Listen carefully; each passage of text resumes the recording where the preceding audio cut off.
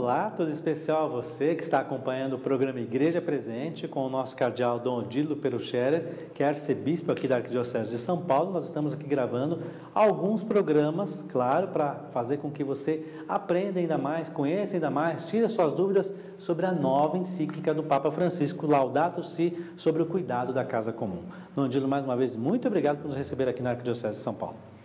Pois não, é um prazer e quero saudar a vocês também. Espero que tenham proveito no nosso encontro e que possam conhecer um pouco mais a encíclica bonita do Papa sobre as questões da natureza, sobre o cuidado da natureza, que é a nossa casa comum. Nós estamos já entrando hoje no capítulo 2 da encíclica do Papa Francisco. Se você não acompanhou, não viu e quer saber mais, não é? Procure no nosso portal RS21, www.rs21.com.br. Lá no início você vai ver o menu, procure lá em Programas, vai abrir uma janela, você procure lá na Espiritualidade Igreja Presente. Clique em Igreja Presente, vai abrir todos os programas que nós gravamos aqui com o Dom Odilo. E os últimos programas falando sobre a encíclica. Aí você vai poder acompanhar, vai poder inclusive repercutir isso nas redes sociais, passando para os amigos, para os vizinhos, colocando aí para que todos possam assistir. E aqui, nesse momento, você acompanha conosco esse segundo capítulo que nós vamos vendo aqui, que fala sobre o Evangelho da Criação, onde o Papa Francisco, Dom Odilo, tem a preocupação de mostrar a importância da fé, a preocupação, inclusive, das narrações bíblicas com o meio ambiente, com o cuidado do planeta Terra. Não é um assunto de hoje, é um assunto que vem lá do início dos tempos, Dom Odilo. Olha, neste segundo capítulo, nós estamos praticamente no julgar, ver, julgar, agir. O agir vem lá? O segundo capítulo, portanto, apresenta a reflexão bíblica, teológica, a palavra da Igreja, sobre essas questões da natureza. Afinal, o que tem a ver isso com Deus? O que Deus diz disso? Como compreender e interpretar os fenômenos, né, e essas questões relativas à natureza à luz de Deus, né, e da nossa fé. Como discernir o comportamento correto do homem à luz da fé sobre as questões da natureza. Por isso que nós temos, por isso, aí esse título bonito que o Papa fala, o Evangelho da Natureza. Também querendo justamente dizer que a natureza é como se fosse um grande livro que nós precisamos abrir, ler e conhecer, aprofundar o conhecimento da natureza, nos faz também conhecer melhor qual é o desígnio de Deus sobre cada ser, cada elemento da natureza. O que me chama a atenção aqui, Dom Odilo, é claro que não vai dar para a gente falar aqui no programa, mas assim, nesse capítulo 2, o Papa Francisco vem fazendo referência em vários momentos da Sagrada Escritura, da Bíblia, mostrando, né? A gente vai pegando, eu estou pegando uma parte que ele está buscando vários temas do Gênesis, ele vai lá no Êxodo, ele vem buscando desde o início da Palavra de Deus, uma relação com o planeta, a relação da fé com o meio ambiente, Dom Odilo. É mais ou menos por aí ou eu estou enganado? É por aí, né? Não, eu acho que a Igreja já tem uma palavra sobre as questões da natureza muito, muito antiga, bem antes que tivesse o debate ecológico. Sim. Bem antes que tivesse partido ecológico, ou que tivesse o Greenpeace, ou tivesse bandeiras, né, dessas questões ecológicas. A palavra de Deus já nos dá o sentido do que, de fato, é a natureza, do seu significado e de cada ser. E por isso, hoje nós fazemos bem, e o Papa não está falando simplesmente como cientista, embora ele se apoie nos cientistas, mas o Papa fala com o pastor da Igreja. E ele fala ao coração e às consciências das pessoas. E por isso mesmo, o Papa, a partir da sua fala, quer se dirigir a todas as pessoas, não em função de uma questão científica, uma teoria científica, mas em função daquilo que vem justamente da base da fé que nós temos. Olha, Dom Odilo, eu achei tão interessante aqui o mistério do universo. Na tradição judaico-cristã, dizer criação é mais do que dizer natureza, porque tem a ver com um projeto de amor de Deus, onde cada criatura tem um valor e um significado. Pela palavra do Senhor foram feitos os céus. Ele vai buscar lá no Salmo 33 para mostrar todo aquilo que vem desde a criação da planeta Terra, antes do planeta Terra, a criação de todo o universo. Olha a base de fundamentação que o Papa Francisco vai trazendo para trazer todo o cuidado que a humanidade tem que ter hoje, Dom Odilo.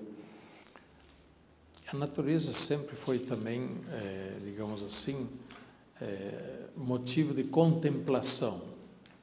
E o Papa justamente vai chamar para uma atitude contemplativa em relação à natureza, diferente de um olhar ganancioso para a natureza. Nós olhamos uma árvore e rapidamente somos levados a pensar: puxa, que madeira bonita que isso daria, né? Quanto será que daria de dinheiro se a gente cortasse e fizesse madeira e vendesse, né? É o olhar ganancioso, né? Olhamos para a terra e pensamos: puxa, será que tem ouro lá embaixo? Vamos cavucar para ver se a gente acha ouro. De repente tem petróleo. A gente sempre tem um olhar ganancioso, um olhar utilitário. Consumo, né? Olhar de consumo, onde nós colocamos tudo debaixo dos nossos pés. Nós colocamos tudo ao nosso uso. Em vez do Papa convida a contemplar a natureza, isto é, compreender a natureza por ela mesma. Ela existe também independentemente do homem. Então nós não somos devoradores da natureza, né? O Papa convida à contemplação e a um olhar místico. O olhar místico é olhar a partir da fé, olhar profundo a partir do olhar de Deus, né? Participar da compreensão que Deus tem em relação à natureza. Quando Deus criou a natureza, criou o mundo, diz lá o livro do Gênesis: Deus viu que era bom. Deus viu que era bom, Deus viu que era bom. Pois é, porque nós não vemos as coisas simplesmente assim, né? Que as coisas são boas, as coisas são bonitas, as coisas existem porque são interessantes umas com as outras, compõem, né? Fazem uma harmonia, uma beleza, e porque nós logo vamos as coisas têm que ser úteis para mim, é um olhar ganancioso. Onde aqui dentro desse julgar ainda, o Papa Francisco coloca o olhar de Jesus. Qual é esse olhar de Jesus, Dom Odilo? É o olhar de Deus em relação a toda a natureza. É o olhar de Jesus. É por isso mesmo, de Jesus nós aprendemos também a ter uma compreensão melhor do significado da natureza. O senhor acredita que Jesus estaria tranquilo hoje, ou feliz, ou triste com a humanidade, com o que vem acontecendo no planeta Terra? Apesar de a gente estar vendo todo o apelo que o Papa Francisco vem fazendo, mas o senhor acredita que Jesus está feliz? Como é que o senhor encara isso nos dias de hoje, Dom Odilo? Eu acho que tem muita coisa bonita, né, que ainda tem no mundo, né? E, no entanto, muita coisa que deixa triste, né? Será que Jesus ficaria contente em ver o rio Tietê do jeito que está, por exemplo? Aqui em São Paulo. Ficaria contente de respirar o ar poluído das nossas cidades? Ou, né, de ver de repente a terra desertificando-se, né, cada vez mais, se tornando inóspita, né, não habitável? Acho que não, né? Então, o olhar de Jesus é o olhar de Deus. Deus viu que era bom, mas parece que muita coisa hoje não está boa. Então, mais uma vez, nos lembra da nossa responsabilidade, porque se Jesus tem esse olhar para conosco, nesse lugar estão se tornando deserto, nessa poluição dos rios, nesse mau cuidado com a terra. Mais uma vez, Dom Odilo, isso vem por conta de nós, não só católicos, mas de habitantes da Terra, ou seja, outras religiões, cientistas, filósofos, todos de uma maneira comum, cuidando e olhando por esse planeta, Dom Odilo. O caminho é conjunto, não é só das religiões. Evidentemente que não é só das religiões. As religiões têm a sua parte de ajudar a ter um determinado olhar, a educar, mas é uma questão de todos os governos, as autoridades públicas, os educadores, enfim. E é de todos os cidadãos, na medida que todos são chamados a um comportamento novo em relação à natureza, que o Papa chama até mesmo de conversão ecológica, conversão a atitudes corretas em relação à natureza, para não sermos predadores da natureza, descuidadores, estragadores da natureza, mas sermos cuidadores da natureza. Isso requer mudança de hábitos. Eu quero entrar no próximo programa falando do capítulo 3, a raiz humana da crise ecológica, vai falar da tecnologia e outros assuntos, mas, Dom Odilo, para aquela pessoa que está em casa agora, acho que é importante que muitas pessoas ficam lá comentando, mas os países não fazem a parte, mas o governo não fez aquilo que tem que ser feito, mas aquele município... Mas cada um de nós tem uma responsabilidade, Dom Odilo. Cada pessoa que está assistindo esse programa e cada pessoa que acompanha o município, a cidade, tem a sua responsabilidade nas tarefas comuns do dia a dia para cuidado com esse planeta, com o meio ambiente, com a nossa relação com o mundo que vivemos. É bem isso mesmo. É isso mesmo. O senhor tem alguma dica que o senhor poderia passar para essas pessoas, assim, o senhor como religioso, claro, mas se envolvendo com essas questões do meio ambiente, dicas para o dia a dia, para essas pessoas que estão nos assistindo agora, do que fazer, do cuidado que elas devem ter, claro, jogar o lixo no lixo, cuidado com o meio ambiente, mas entre comunidade, Dom Odilo. Comece lendo a encíclica. A pessoa tem que seguir esse caminho? Comece lendo a encíclica. Aí vai ver muita coisa, vai entender muita coisa que... Vai ser muito mais do que eu posso dizer agora, né? Porque a gente às vezes fica com ideias muito poucas. Aqui tem uma enorme quantidade de coisas para a gente ler e aprender, mas evidentemente que a gente precisa ter essa preocupação constantemente, né? Não só em determinados momentos, né? Não é só não jogar o lixo em qualquer lugar, dá para produzir menos lixo. Para começar, né? Depois, usar bem as coisas, né? Quanto alimento é jogado fora? E o alimento que a gente joga fora significa árvores que a gente tem que derrubar para ter mais terra plantada, né?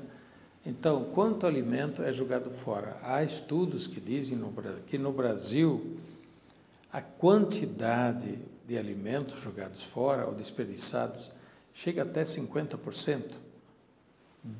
Do que é lá produzido até que chegue na mesa, perdeu 50%. Já foi embora. Já foi embora. Isso significa o quê?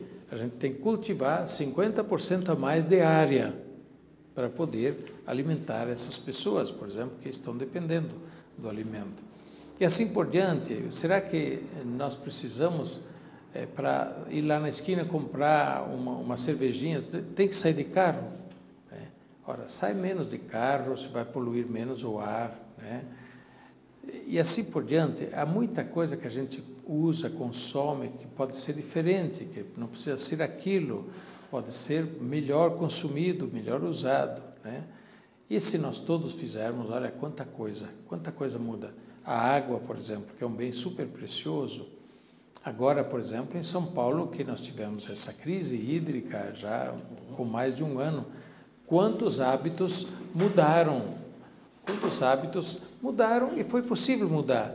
Menos água. Não digo que nós vamos continuar estudando a encíclica, mas hoje, para nós encerrarmos a bênção para todos nós. Pois não, na próxima semana falaremos mais uma vez, e se você tiver ocasião, procure a encíclica, ou baixe na internet, leia a encíclica, e assim na semana que vem você poderá acompanhar-nos nesse comentário e certamente tirará mais proveito ainda. A bênção de Deus Todo-Poderoso, Pai, Filho e Espírito Santo, desça sobre vós e permaneça para sempre. Amém.